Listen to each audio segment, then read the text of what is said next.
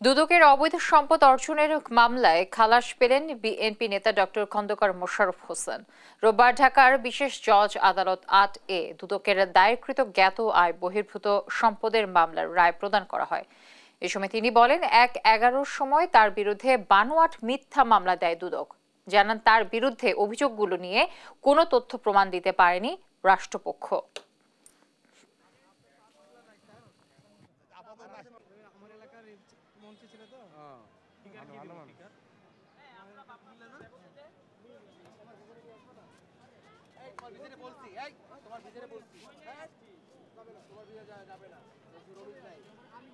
One 11-এর সময় তখন আমার বিরুদ্ধে একটি মিথ্যা মামলা, বানোয়াট মামলা দেওয়া হয়েছিল। এই মামলায় আমার সম্পদের সাথে আমার স্ত্রীর সম্পদ, আমার 2 ছেলের সম্পদকে যোগ করে এটা আমার সম্পদ হিসাবে একটি বানোয়াট মামলা তৈরি করা হয়।